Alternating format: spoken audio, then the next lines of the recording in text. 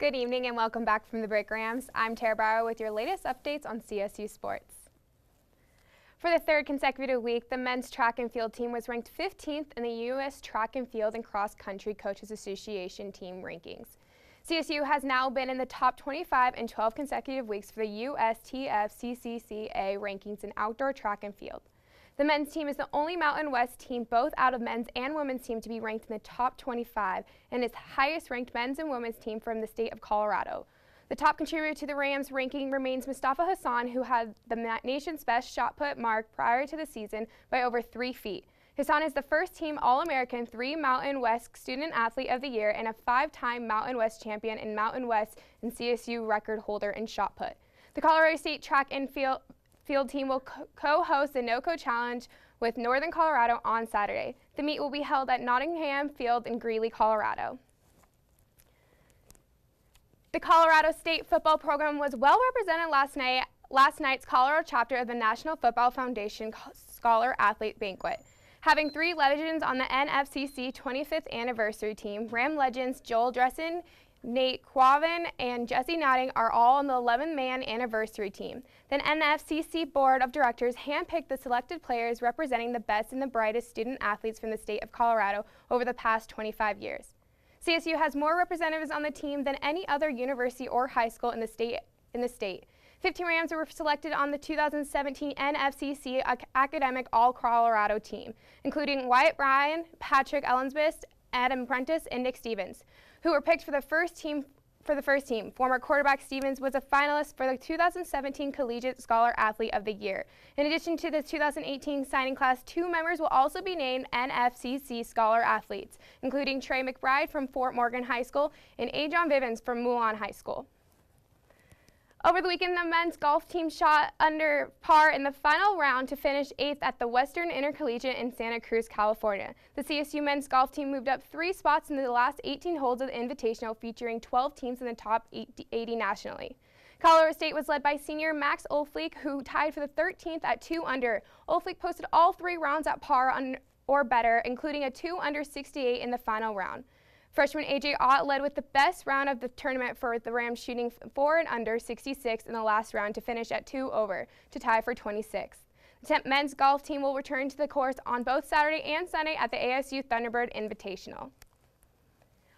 Over the weekend, I got the opportunity to talk to Bridget Hutton, who is the last generation of the Hutton sisters to be playing here for the CSU women's softball team. Bridget Hutton is the last sister of the Hutton trio to play for the CSU women's softball team. Now that her older sister Haley has graduated, I asked Hutton, how does it feel to carry on the legacy and be the last generation to play here at CSU? It's a lot different, honestly.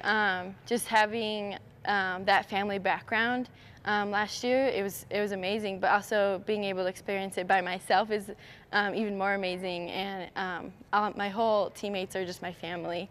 So, you know, just getting to play with them and being able to pitch with them or for them is just like family. So I pretty much just have a family inside softball, so yeah. Not having her older sister, Haley Hutton, to lean on, Bridget expressed how her teammates have taken her place and have helped her get through tough times. Definitely last year I definitely leaned on her a lot when things didn't go my way, or if I had a bad game, I'd always talk to her about it. But at the same time, again, I have these teammates on this team that I can lean on as well, like Hannah McCorkle, Amber Nelson, Lauren Buchanan, all of them. They're amazing teammates, and I can just lean on them if I have a bad day or if I'm not mentally there that day. They know how to pick me up and know what my strengths and weaknesses are, and then they can tell me what to do or how to go about it and stuff. So yeah. Growing up in a family full of Rams, Bridget talks about how her 2 older sisters, Taylor and Haley Hutton, were her rock and her mentors through her journey of her athletic career. I would have to say probably both of my sisters. They kind of paved the way for me on pretty much what to do, kind of. But they definitely have been there for me throughout the end, and just having them even at my games now, and being able to see them in the stands is just amazing. And we've always grown up together and played softball together and shared all these experiences through sports, and I don't know, they're just the people I lean on most, so yeah. Hey, win it now. Coach Jen Fisher expresses how proud she is of Bridget and how well she has done on her own here at CSU. I'm really proud of Bridget. She is, she's always been the youngest, and so we kind of wondered what her reaction would be without having Haley. Haley's such a great shortstop behind her, and we were a little bit worried about that, which she's proving to us that we shouldn't have been worried at all. She's done a fantastic job. She looks really strong on the mound. She looks very confident. In some ways, as much as we'd love to have Haley here for the rest of her life, I think it's actually kind of good for Bridget because she's really stepped up her leadership role, and it's really given her a voice. She's one of the definite team leaders and most competitive people on the team now. And not that she didn't have that before, but it was a little bit more Haley's role, and now it's more hers, and she's doing a fantastic job with it. Yeah,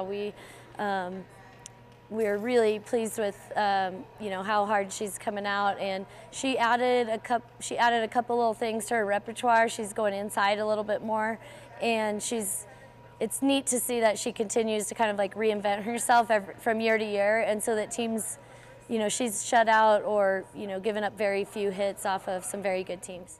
The women's softball team will be traveling to Utah State this weekend in a 3-game series starting on Friday at 5 p.m.